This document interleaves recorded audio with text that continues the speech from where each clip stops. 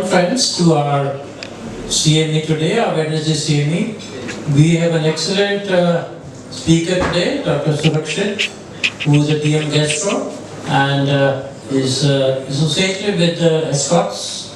What is Escorts? He has his own private clinic as well, and he is going to talk today on a newer, I wouldn't say a newer molecule, Vanoprazan. It was launched in Japan in the year 2015. US FDA approved in 2022. Let's dwell on this molecule, Vanoprazan. How is it superior? How is it better? How is it safer to use as compared to the PPIs? Over to Dr. Surakshit.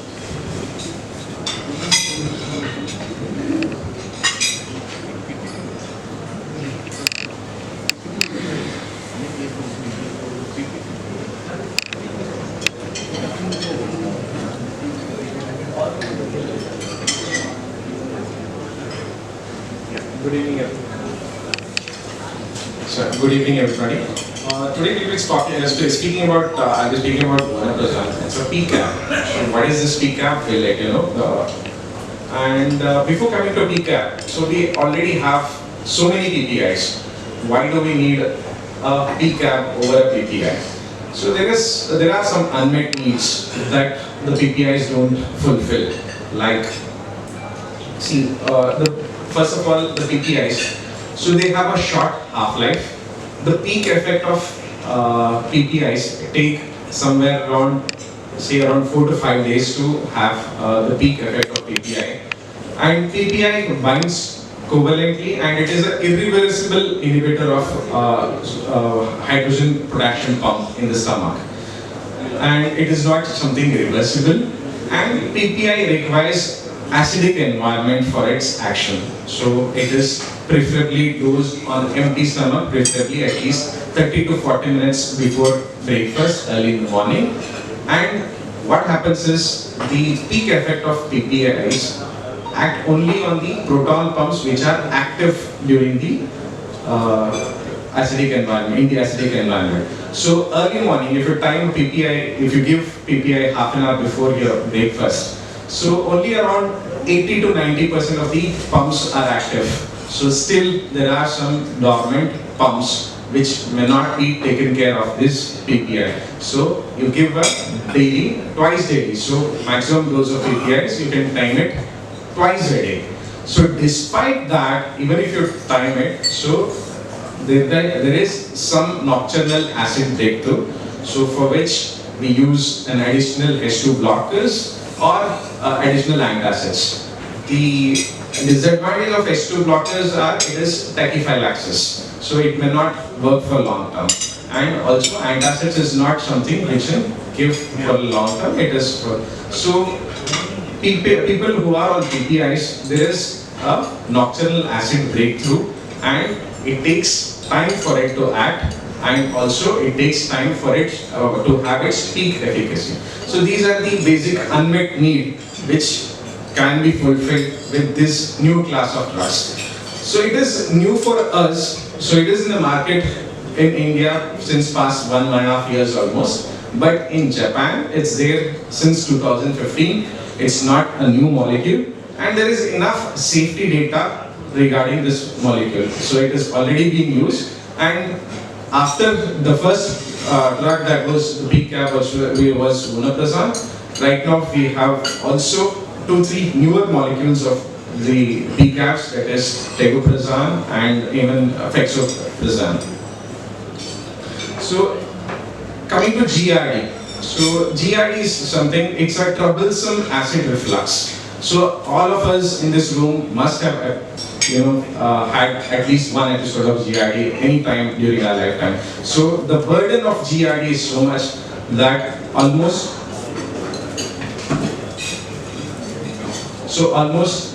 30 to 40, the prevalence of GRD is almost 30%. So 1 in 3 in 10 people can have reflux disease. So it is important we treat it. So acid reflux causes significant morbidity and needs faster and more consistent 24-hour pH control for better symptomatic relief. So GERD can be divided into non-erosive reflux disease and erosive reflux disease based on endoscopic finding. So if we see any erosions in endoscopy, we label it as erosive reflux esophagitis. Again, the severity depends on the severity of ulceration. We classify based on Los Angeles classification A, B, C, D. So D being the severe reflux esophagitis. And non-erosive reflux disease is where we don't find any endoscopic findings, but patient has symptoms. We have typical symptoms and atypical symptoms. Typical symptoms refers to regurgitation and heartburn. So, and atypical symptoms can be cough, chest pain, nocturnal cough, asthma. So all these can be atypical symptoms, dental erosions. So why is it important? So if this is not taken care of, it can lead to changes in the esophagus, it can lead to Barrett's esophagitis and esophageal adenocarcinoma also, and it also affects quality of life. So we already discussed the prevalence.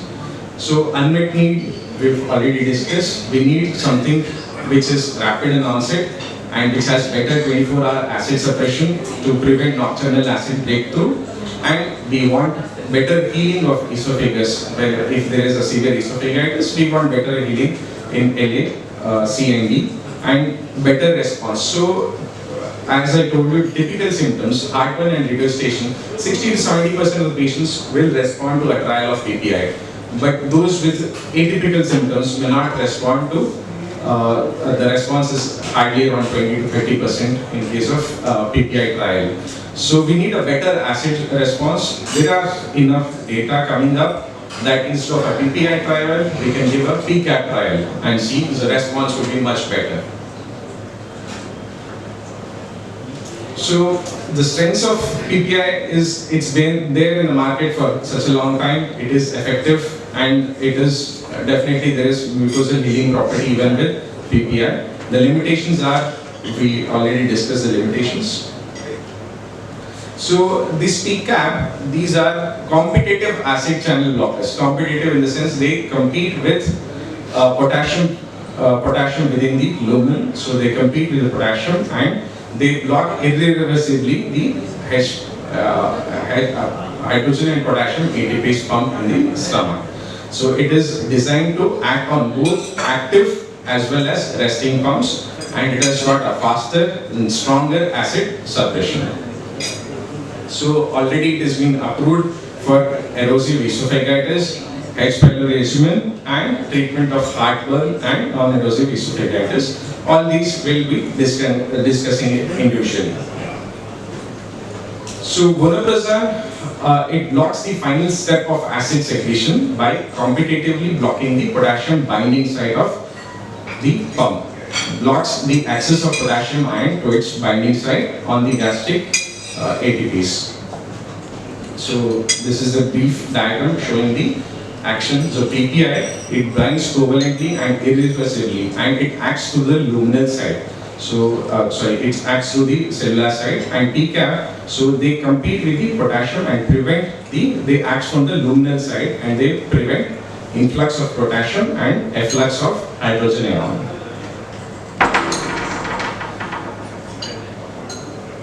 So this is reversible binding, and the remaining Vanoprazan molecules can still act on the remaining pumps. So whenever there is when there is competition with the potassium. So it produces marked and sustained elevation in gastric pH, and within 24 hours in healthy volunteers and studies.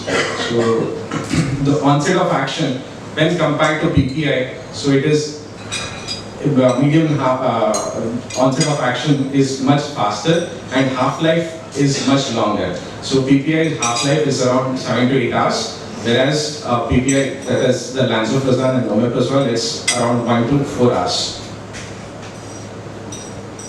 So when compared to PPI, it needs acidic environment and targets active pumps, whereas Vanoprazan and PCAPs, they target both resting and active pumps. It has got faster onset of action and more consistent acid suppression and less dependency with the meal. So this is one of the most important factor when we timing the Vonoprazan. Most of the times, patient may not be able to take it empty stomach. So if he has any symptoms, Vonoprazan can be taken immediately, no need of any empty stomach.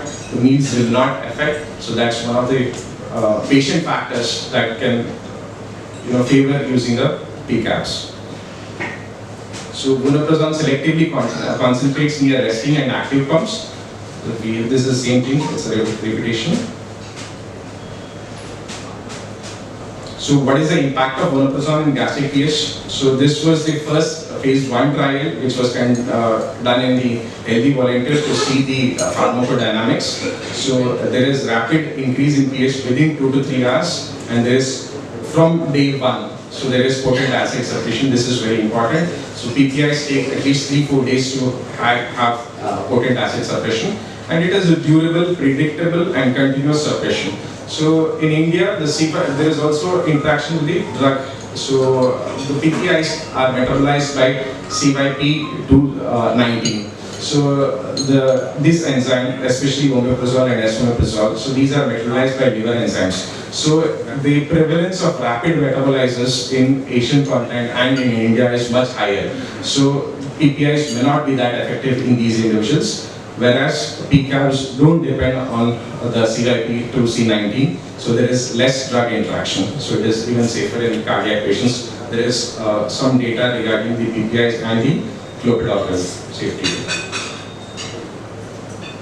So main differences to highlight: PPIs are prodrugs which require acidic environment to convert into an active form, and they covalently bind or irreversibly bind to the proton pump, and it requires repeated doses for the peak effect to take place, and it can be affected by genetic polymorphism in metabolism enzymes, and pharmacodynamic is more significant effect during the daytime, and it is meal dependent, and concentration in parietal acid spaces much higher, whereas the PCABs, they super concentrate in acid space much higher, so 10,000 fold, whereas it is almost more than 1 lakh.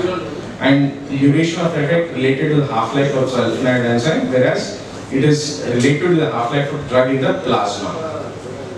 So PCABs, they have direct action on the pump, and they completely bind at the potassium binding site. It is reversible and full effect even after single dose, and it is not affected by any genetic polymorphism or presence of meal. So this was one of the study in erosive reflux esophagitis. So here it was compared with the lansoprazole. This was presented in the gastroenterology journal. So if you look at the 2-week and 8-week, so the primary endpoint of healing of these ulcers was much higher even in LA grade A, B, and also LA grade B, C. So C and D. So the mucosal healing rates are much better. So PCABs are one drug which have got better mucosal healing rates in terms of reflux esophagitis. So the main indication is if a patient has severe reflux esophagitis, in those patients PCAB is preferable and a better drug than a PPI. So it is more effective.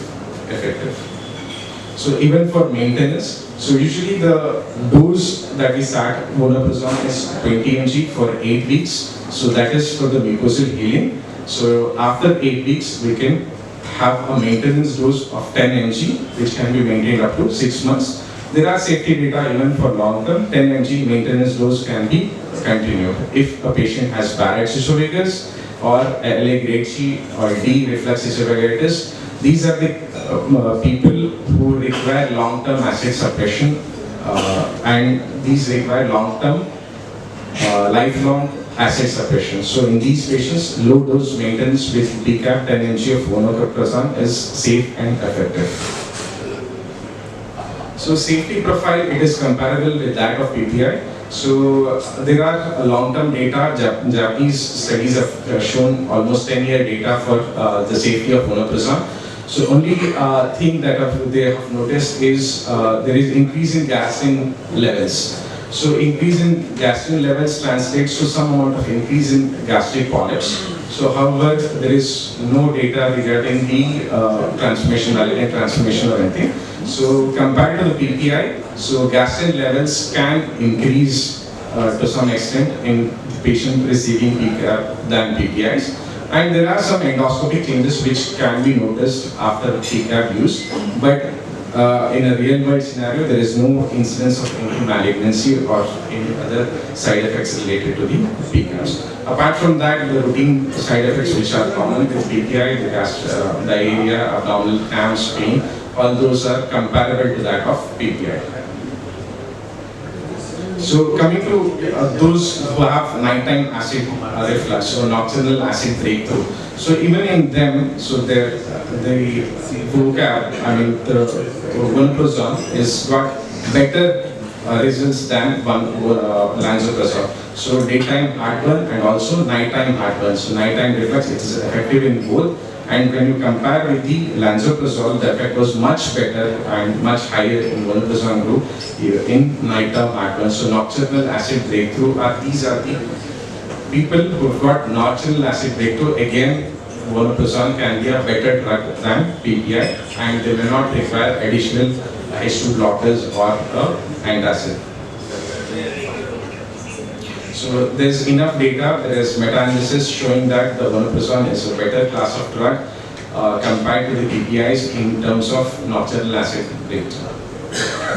So this was in patients with non-erosive reflux esophagitis. Again, here heartburn was the main symptom which was taken into account, and treatment with Vanoprazan was much better than compared to the PPIs in terms of relief in heartburn.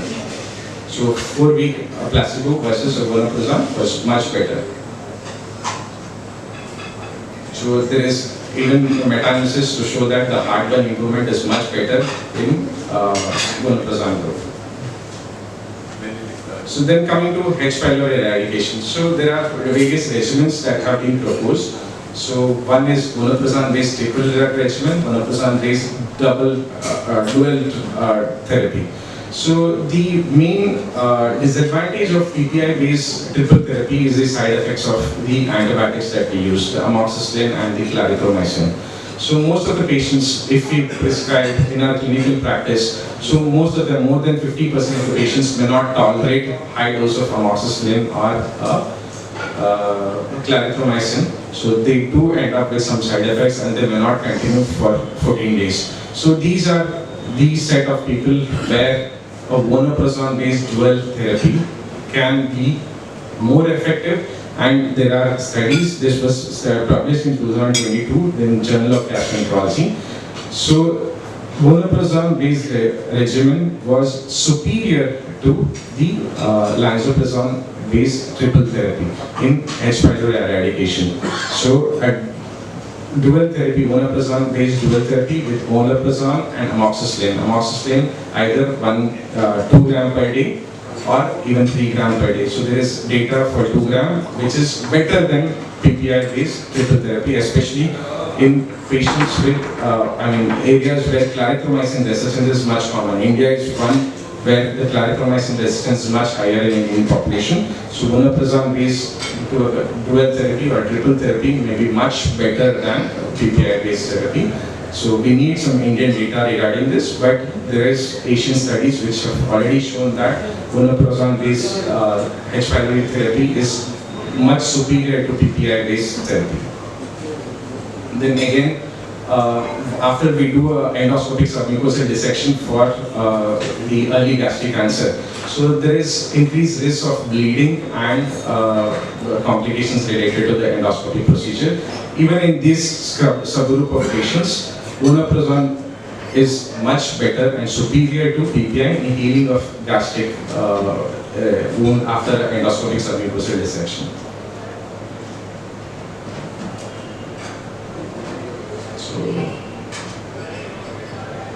So safety profile is similar to PPI and has got good tolerability. So patients treated with Vanoprazan after Vanoprazan therapy for up to 260 weeks. This is the Japanese study. So they have shown there is no neoplastic changes, although there is elevation in serum gastric levels and some mucosal changes causing some polyps. So there is no neoplastic changes reported in these patients. So indications, there are different class of drugs. Wherever the PPI is indicated, they do well. So the main data to suggest that Vanoprazan may be better than PPI is one in the erosive esophagitis, treatment of H. pylori, and gastric and duodenal ulcers. And also there is some data regarding the NSAIDs patients who are on long-term aspirin and NSAIDs who have been reported gastric ulcers. There is data regarding Vanoprazan prevention as a maintenance dose which can prevent NSAID-induced GI bleeding. So dosage we already discussed.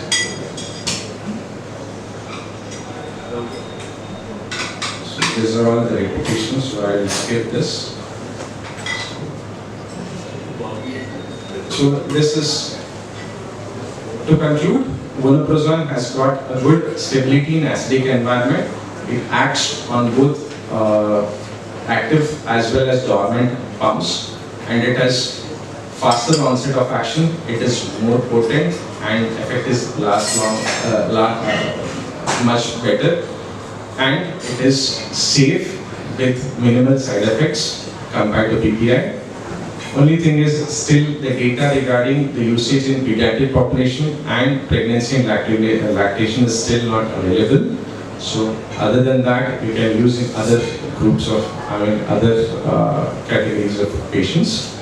And the main advantage is it can be timed, it is need independent and it can be given at any time, and it has got better acid suppression than PPI. Thank you.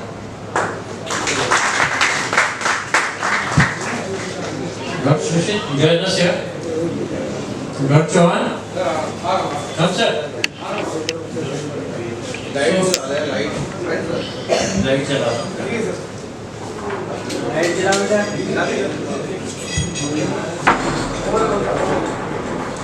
So, friends, what a nice talk by Dr. Surakshit on the molecule Vanoprazan, and this also. It's as good or probably better than the PPIs that we use because of its rapid, potent, 350 times more potent than PPIs, and sustained gastric acid suppression. Half-life, as he said, is 8 hours as compared to 2 hours with the PPIs. So, regarding the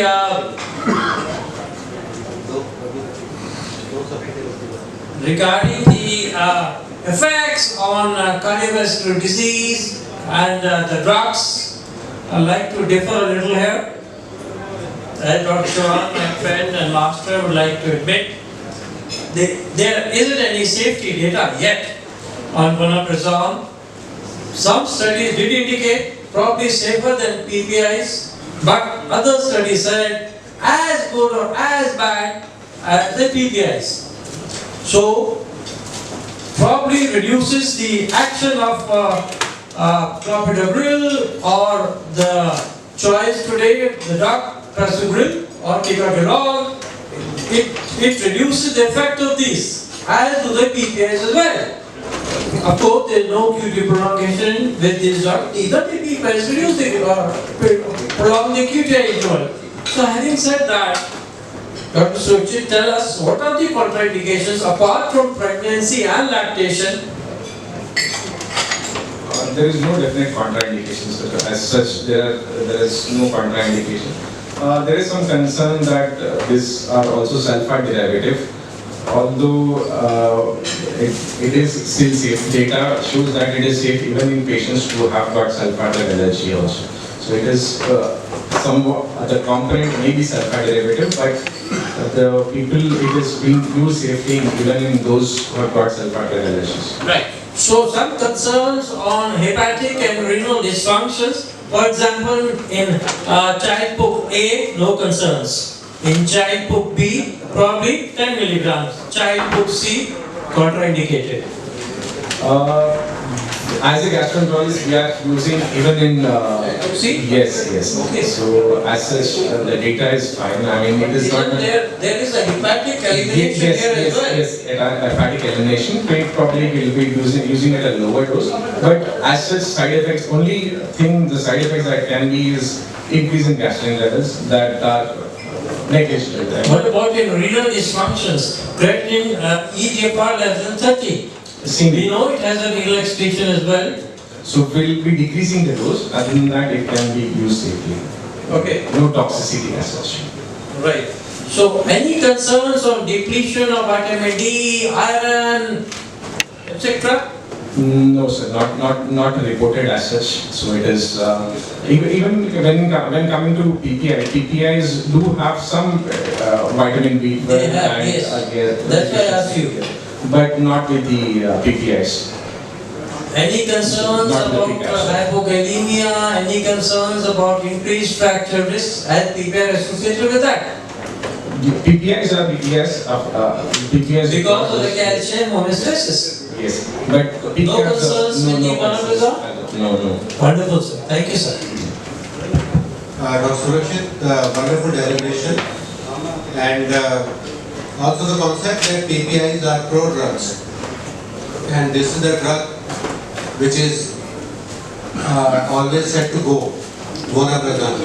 I just wanted to ask you, as I understood, it is a stronger drug as compared to PPIs. Any chance of producing complete hydria? These are reversible inhibitors. So even if there is the pumps get reactivated. So how long can you use this? How long can you use this? So there is data, Japanese data shows that people who have used more than 10 years, they have got no reported side effect except for few gastric polyps. Other than that, there are no major side effects. So, as I understand, the PCAB versus the PPIs, there is still a chance that with PPIs you can still have some breakthrough acid secretion, especially with the nocturnal pumps, which get activated and which we are not able to, suppress completely. But with PCAB, there is no chance that even those pumps will be active. So, in the long term, let's say in 10 years, having such minuscule acid secretions, would that not be an issue? See, there are data, especially in the CAD patients. So is there long-term safety data with these molecules? That is my question. No, sir. Long-term safety data, Japanese data says 10 years, they have not found any significant association. Other than that, for us, it's a newer molecule. So we have experience of around 1.5 years of using Vanoprazan. So clinically have not come across any major listing. So if long-term acid suppression in specific group of populations, especially in CAD, there is a risk of developing more SBPs and spontaneous bacterial peritonitis and infections, and also C. difficile infection in specific subgroup of patients in PPIs. So, but not in PCABs as of now. So it may, if acid suppression is the main reason for increased SBP, yes, of course, that holds true even for PCABs. So 3 indications for me as a practicing physician, sir. Number 1, in cases of peptic ulcer disease. Yes. Recommended? Yes, sir. Right. Erosive gastritis? Erosive esophagitis, yes. Gastritis? Yes. Both erosive gastritis as well as esophagitis. Yes. Right? And you said you also H. pylori eradication. H. pylori eradication. Now we know that for H. pylori eradication, traditionally we've been using triple drug combinations. Yes. We do not need a triple drug combination. This in itself is good enough? Yes. The dual therapy with amoxicillin and Vanoprazan has shown more than 90% eradication. Dual therapy. Dual therapy. Do we have a combination like that? No, right now Vanoprazan there is no combination of any drugs like PPI is combined with prokinetics, or we have kits, H. pylori commercial kits. So these are not available with the Vanoprazan as of now. Now, It has to be separately prescribed. please advise me about something which, as a physician in the last 40 years of my practice, I have learned. Once on a PPI, always on a PPI. So please tell me, once on Vanoprazan, always on a Vanoprazan? Once on PPI, always on a How PPI. long can you give? See, PPIs are drugs which are commonly abused. So even without any, there are certain class of people. One, if the patient has definitive evidence of reflux esophagitis, he has a severe reflux esophagitis. On endoscopically, there is LA grade C and LA grade D esophagitis, and patient who has Barrett's esophagus, and patient who has esophageal stricture, or a patient who has had gastric ulcer, which is documented due to excessive acid secretion like Zollinger Ellison syndrome. These are these sets of people who require long-term acid secretion, lifelong. So in those patients, yes, PPIs are indicated lifelong. But in other class of drugs, other class of people who we start on PPIs or say PCAB, it definitely we need to make sure that we taper it off and we stop it. Any contraindication, as Dr. Tulsi sir asked, for my larger audience, any absolute contraindication for using Vanoprazan? There is no absolute contraindication. So although it is metabolized in liver and excreted in kidney, still these are safer class of drug which can be used even in patients with end-stage renal failure and also liver disease. Right. We have come to The know. only thing is we don't have safety data regarding pregnancy and children, so in those it's better we don't avoid. It's time to bring in Dr. Sarath Gopalan. Dr. Sarath, can you please come here? Our pediatric, please come here. Our pediatric gastroenterologist, president, nutrition society. Sir, I'll bring you in, sir. I'll bring you in, Dr. Tripathi, sir. I cannot let you go without your involvement. Doctor, no, just sit here, just sit here. Just listen to what I'm saying first. Have the patience of listening. Okay, it's a great art, as they say. There is not a great role of Vanoprazan. It has not been studied in pediatric population, as I understood from your talk. Sir, your take on the use of Vanoprazan in pediatric population, if at all. Omeprazole has been approved by SGAN, NASGAN, ISGAN, Omeprazole. Society, Okay. for pediatric use beyond 1 year of age. Understood. Beyond 1 year of age, it's Come to licensed. Vanoprazan. It's licensed. Come to Vanoprazan. Omeprazole, there's no data. There is absolutely no data of Absolutely no use of data, it's a Vanoprazan. new drug for pediatrics. Right? Sir, Which is why I want to ask Dr. Surakshit, from the standpoint of Vanoprazan, when it's so good, what prevents use in pediatric data? Number one. Second, from the standpoint of pediatric data, why not use Vanoprazan with an anti-reflux agent, let's say Gaviscon or Digiraft or Instaraft, you have sodium alginate. That combination will prevent a combination of acid suppression and reflux. Why is that policy not recommended in any international recommendation? There is always a hesitancy when you prescribe a pediatric population. So that is the only thing, the data. So I think there should be some, we should look into the data further and see the safety, because it's completely safe in adults. I don't think there should be any problem in using in pediatric child group also. I'll give an update. What has happened over the past 7 or 8 months is that from the standpoint of lansoprazole, it was always used in pediatrics. The official licensing by DGCI in India was beyond 1 year of age. But before 1 year of age, many pediatricians in India were using this. You know that. And when it comes to omeprazole, it was not licensed. That has also been approved.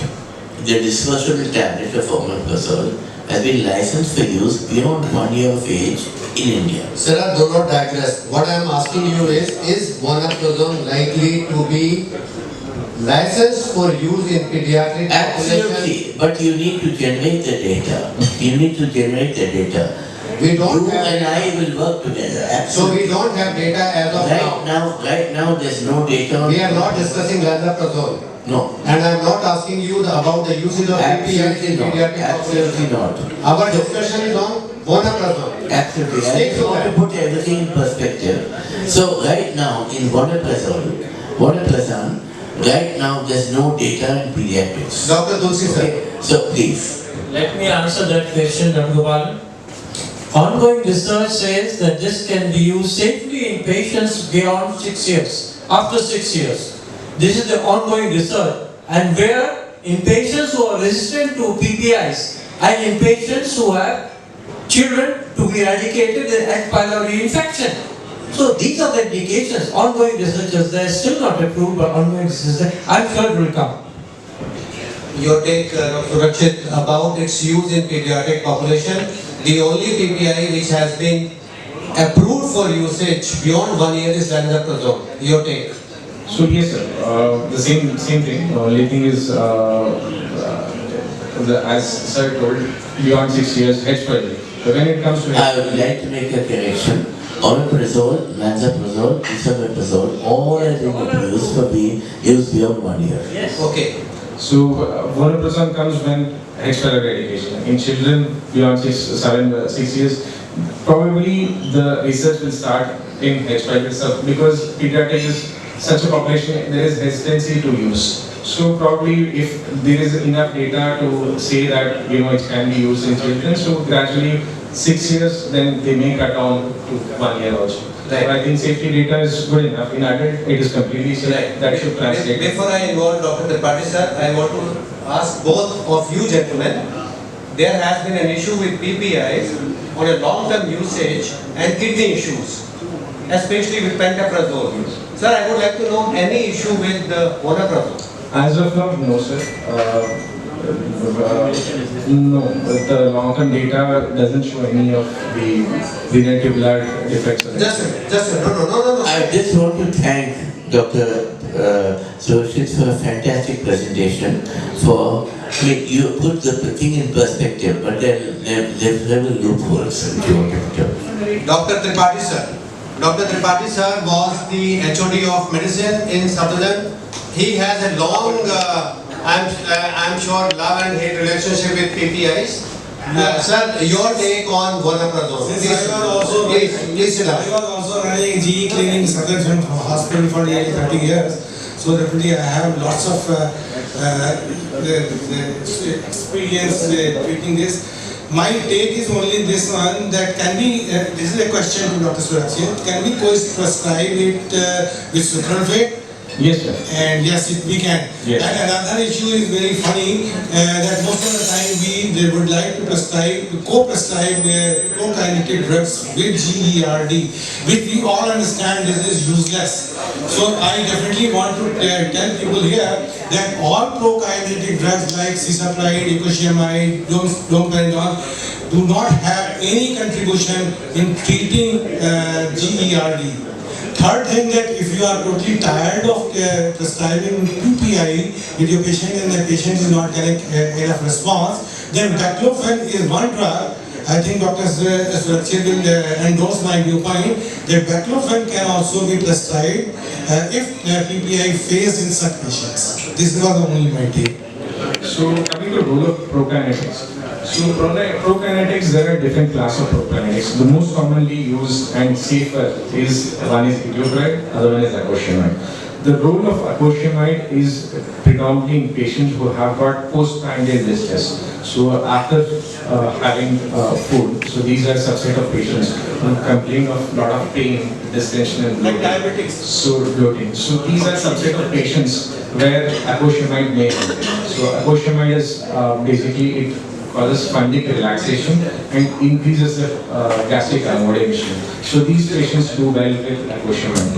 And coming to the etioprid, again, those who have postprandial pain, and also if even in GRD, there is some esophageal dysmotility. If we do a manometry in patients with severe GERD. So most of these patients will have decreased esophageal contractions, so or absent esophageal motility.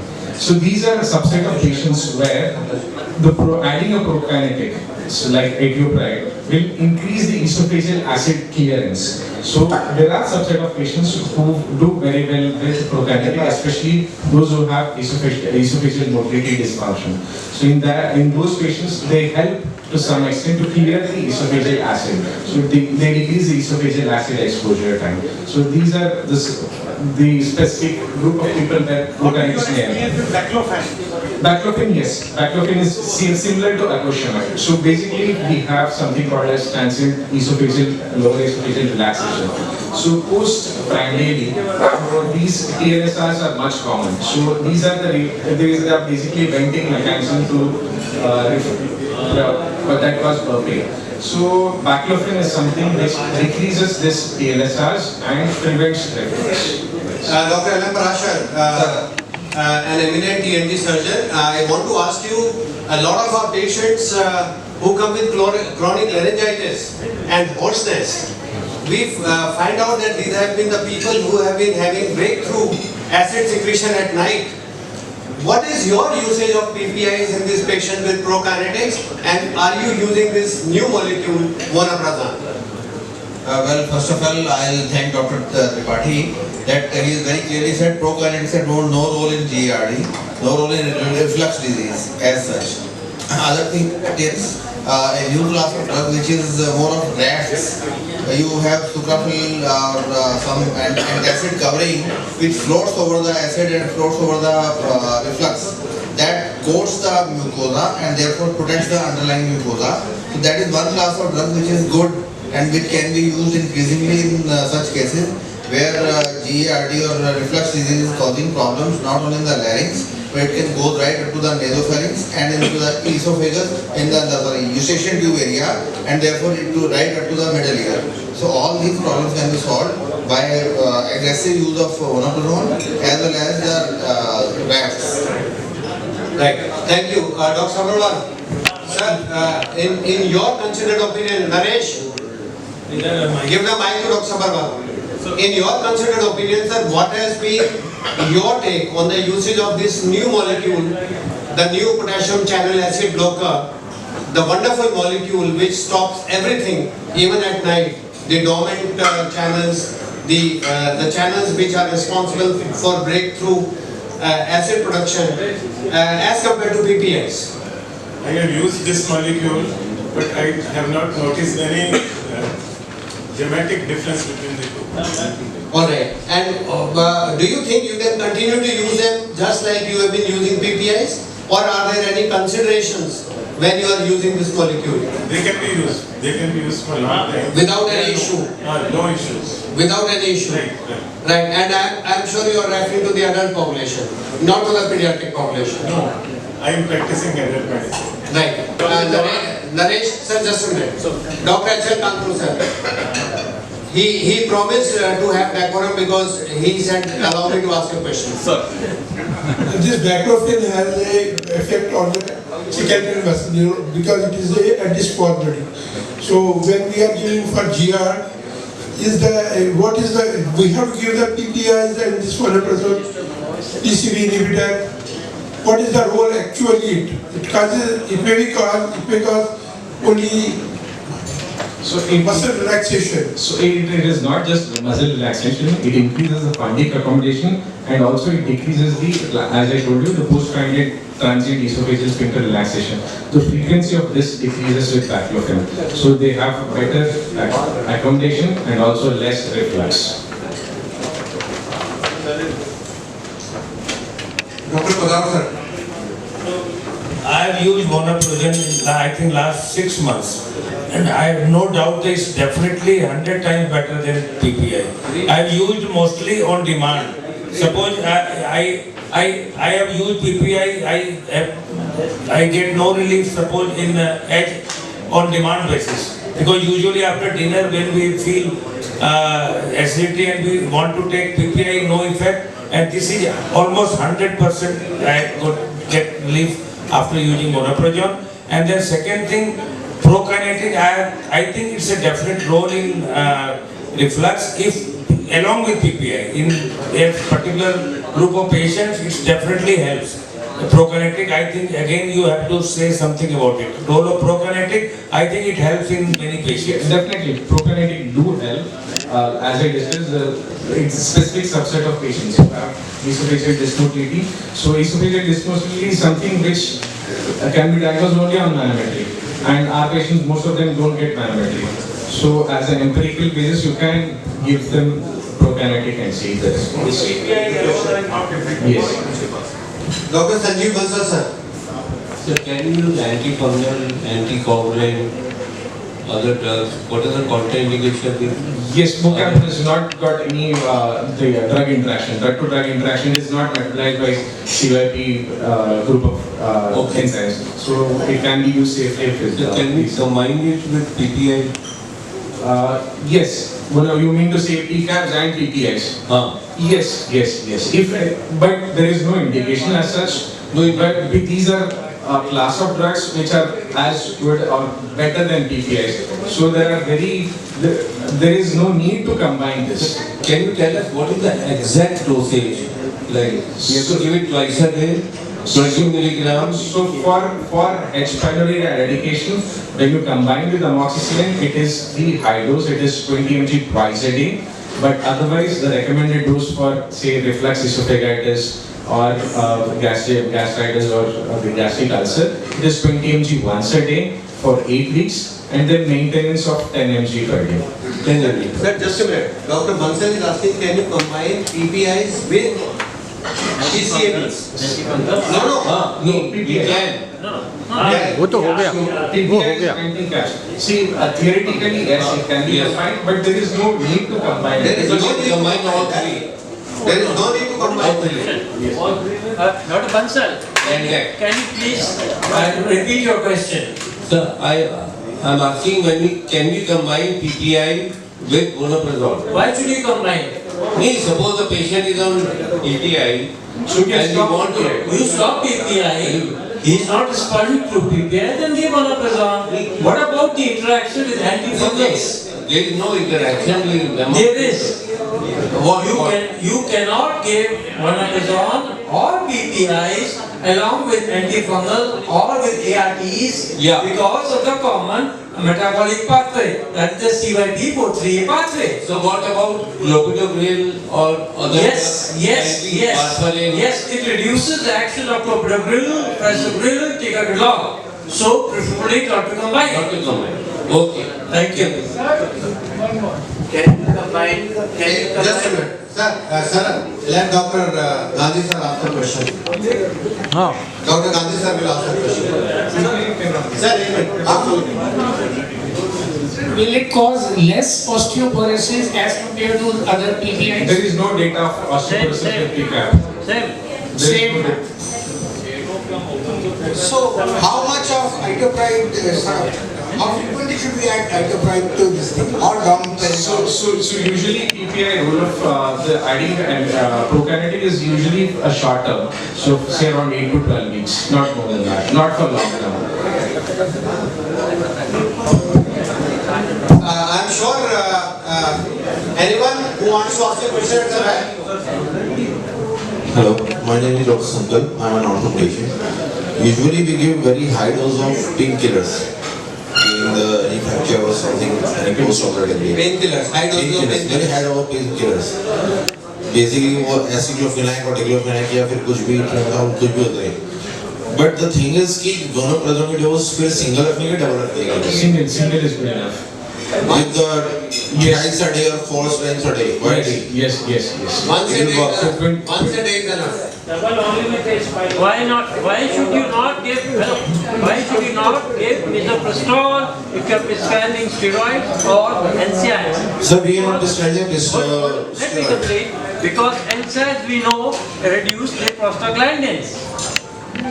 So give misoprostol to protect the gastric mucosa.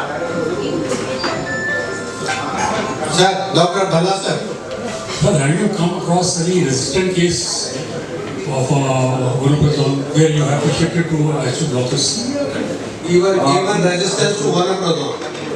See, sir, if there is any resistance to Vanoprazan, basically the patient may be having some functional disorder rather than acid suppression. It's better in such patients we do 24-hour pH metry or manometry and evaluate if he has a true reflux or increased acid suppression. That should be the reason. Right time to refer the case to him, sir.